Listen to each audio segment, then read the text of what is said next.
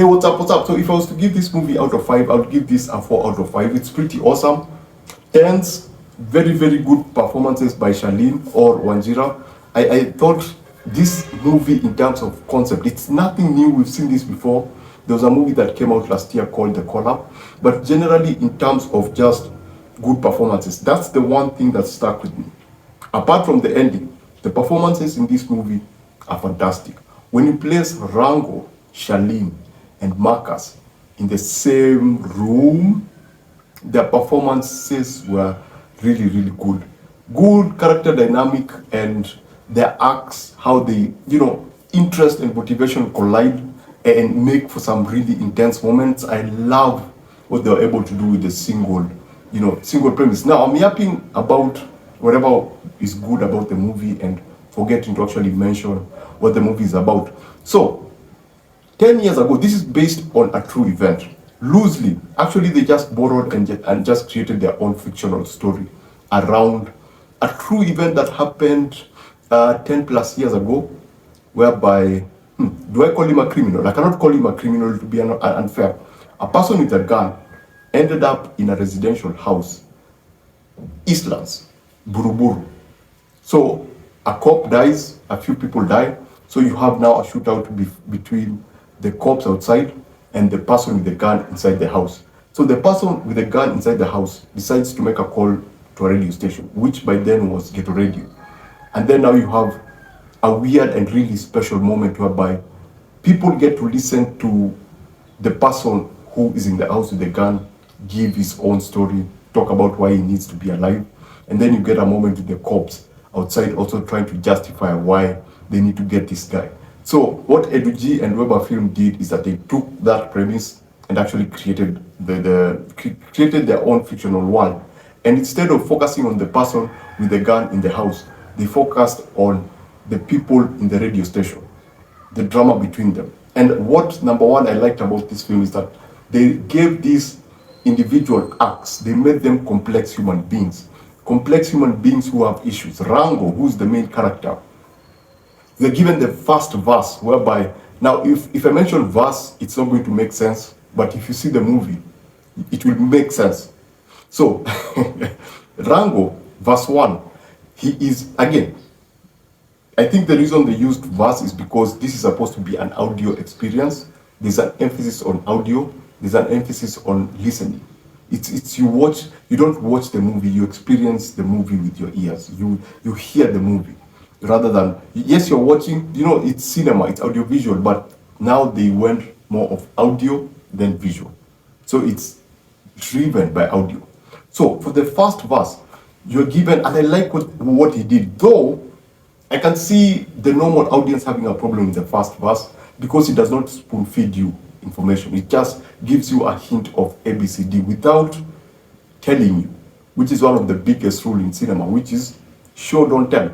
Yes, later on the movie has a lot of exposition, but with the opening they did a great job of giving you an idea of Rango, where Rango was coming from, what he had to deal with personally, and the people around him personally, without necessarily giving you a lot of exposition. So I really like how they opened the movie and the fact that they don't actually spoon feed you as the audience. In fact, watching this you might be, what is going on? Everything is just being thrown at me and they're not really telling me stuff. So I really like that. I really appreciated that. And as an audience, as you go into this, I would encourage you to just give it time. It will make sense, especially when you jump into verse 2, when now things jump into motion. It will all at some point make sense because the person with the gun is also kind of given an introduction, just a simple glimpse whereby it's just thrown at you and then you cut and then you move on to verse 2. Now as you move from verse 2, that's where now things get like super complex, and that's where now we meet, I think, my favorite character in the movie. But I did not have one character who was my favorite character in the movie. It was actually 3. When you put them in the same room, you meet Charlene, who's the head of this radio station, and then she has to deal with Rango because in the first verse you're not even told that Rango is a radio presenter. So when he walks into the studio, that's a totally different environment, that's a totally different setting, and that's something new that has been introduced to you. Again, the directors and writer slowly feeding you information as you move on. They don't give you everything in the beginning.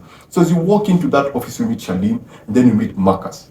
Three very dynamic characters, different motivations, different backgrounds, because you feel like Rango and Charlene have a history, and you can tell where Charlene is coming from, what she's been through, and who she has become, based on the conversation that they have on the roof.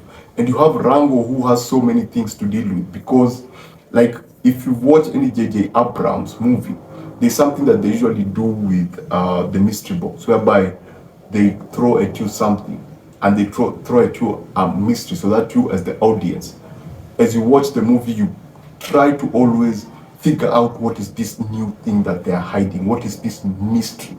So they gave Rango a mystery. Again, a mystery based on time. You're always watching the time tick, because the mystery is based on something being released at a particular point. So one thing that I like about that, it maintains a lot of tension throughout the movie. So the movie is always tense. You always feel like something is going to explode or something is going to happen that is major. There's always that tension. But the meat of this movie, and the thing that made me actually enjoy this particular movie, is Charlene's performance. Charlene put him with Rango, put him with Marcus, a naive person, a pretentious, self-centered, self-serving individual, and a person who just wants everything to be done properly. Who is Charlene? And she's trying to make this person do what is right, what's supposed to be done, and this other person is like, I'm just winging it, I'm just going with the flow. Whatever happens, happens. And now, Ondivo, the person with the gun, calls into the office, and now you get that interesting look now into the dynamics and the conflict of interest between these three personalities. And I really enjoyed what Charlene was able to do. I mean, Wanjira was able to do with this character, because you believe that she's a boss, you believe that she's this radio producer, and her story, her arc is so complex, because it takes her through different situations, and you see her in different emotional states throughout the movie. That's why I think her performance was really good. You see her move from, no, this is spoiler. You see her move from a totally different person to a totally different individual. Then the events kind of make her into a totally different person, which leads to a perfect ending for the movie. The ending was spectacular. The ending was like super good for her character, because it reveals something. It perfectly wraps up everything. Number one, with the music choice, with the cinematography, and with the character moments. Let me just call it that way. So I thought the performances in this movie are really, really good. Now, for the other things, the cinematography is okay. Ondivo as a character is really good, though the only reason that I had, you could buy the idea that this was a criminal, or not a criminal, a person with a gun on the other side who had his own hidden motives. You could tell that this character, you could buy the idea that this character was in the position that he was, and this character was from the hood based on his voice and stuff. But then my biggest problem was that you did not feel the fluctuation of different emotions. You don't feel him tense, you don't feel him afraid, you don't feel him terrified, you don't feel him happy. Your voice fluctuates depending on the emotional states that you are in. But with him, there's a certain sense of consistency with his voice. So at points I was like, yeah, you're talking about your future, you should be like super happy. You need to feel that sense of happiness in the voice. Or you need to feel that sense of dread in the voice, especially when they first call. Because it's supposed to be a fictional take. It's supposed to be a fictional take on the real event. Everything is supposed to be amped up to 11. If the first time that they call, you're supposed to feel the person like he's tense, because you're exchanging fire. You can hear gunshots flying everywhere. So it's not supposed to be a relaxed voice. It's supposed to be like a super tense voice. But with Ondivo, I was like, it's okay. I get what he's doing, but I wish there was a fluctuation, or just a tonal play with his voice. Yeah. Other things that I had small issues with was, because we're in a single room. We're in the studio basically, and they do something awesome there with Rango's costume. They do something very smart with that. So the costume for Rango comes into play And I like what they did with the costume. But we're in the studio. Actually, it's Capital FM studio. And yeah, you get that frame. The cinematography is good. Actually, when you get out of the studio, the cinematography is awesome. I loved it. Again, when you're framing people, there are very playful framing techniques. I thought that was pretty cool. There's something they do on top of the building when Rango is smoking, and there are all these lines. I thought that that was very very well constructed, but then and well framed. But then when you go inside the radio station with the red background, we spend a lot of time there. And yes, there are moments whereby they try to put monitors on the foreground to make the scene look interesting and maybe frame him in a certain way. But most of the time, yeah, sometimes you'd cut, you'd see the clock and you'd see the people in the background. But most of the time, you'd have Rango and the red background and just him talking. And so we get to listen to him and we get to listen to what he's going through. And I thought those moments could have been more interesting if maybe we would cut to the outside, you know, because this that back. I did not like that background.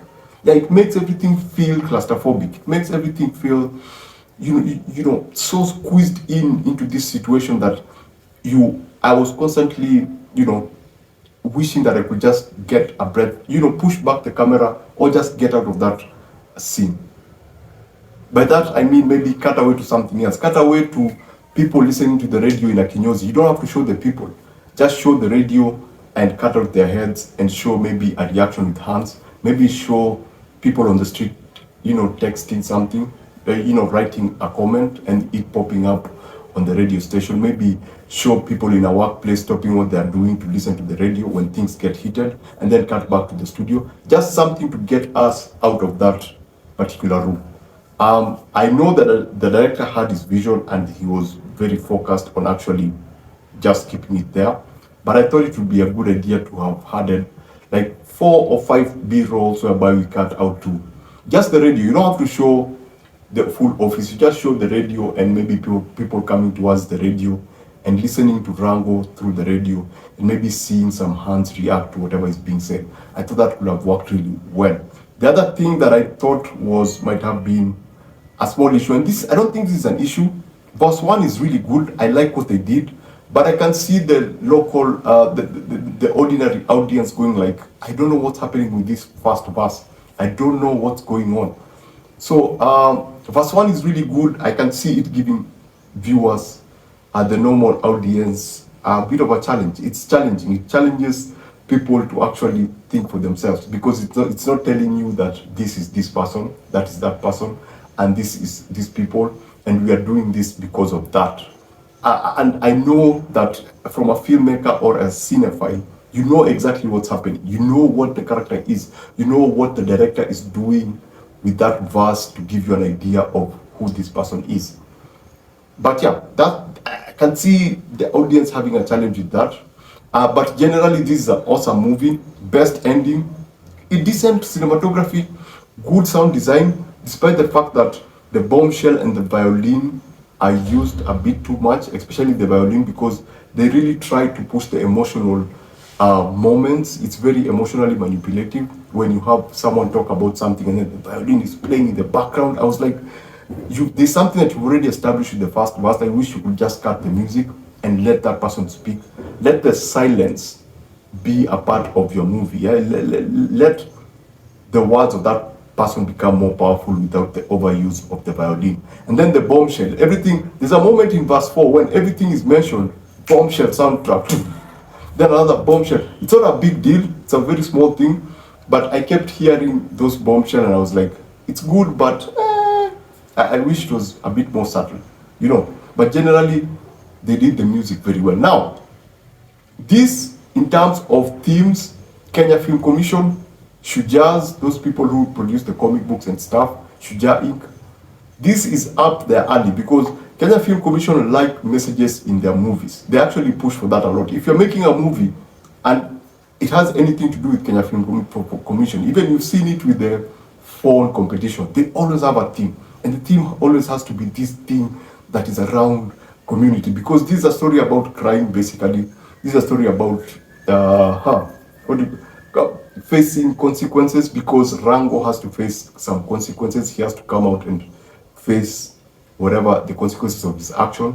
There is an idea around decision making, you know, what you choose to decide, and actually it's I would call it more of consequences. That would be my summary of the overall theme of this movie. So Shuja, if you're watching this movie is on Suncity. This movie is on suncityradio.com. The director wants it to be there, but I wish this was in the cinemas. And the best way to push this, because this is in line with what Shuja does. Kenya Film Commission, Shujas, and Eduji should figure things out and figure out how they can screen this for people, because it's right up Shuja's alley. This I have nothing against Shujas, but this is the best version of what they try to do with the idea of what they are trying to do. This is the perfect execution of that. Number one, because they have complex characters, they have interesting characters, and they have some really good performances, believable. They don't try to sugarcoat anything. It's not flowery, it's not feel good, it's realistic. There's a sense of realism within this particular story that you don't see it in the Shuja comics, and you don't see it in the whatever happens in the Shuja. So basically that's it. That's my review. If you want to see this movie, you can find it here. It's a decent watch, and it's far more, the value is far more than what the website actually asks for. It's only 300 bob, and 300 bob is like $3. It's like $2 and something, but the movie is far beyond the value of that. So basically that's it. Remember to always watch what you enjoy and enjoy what you watch.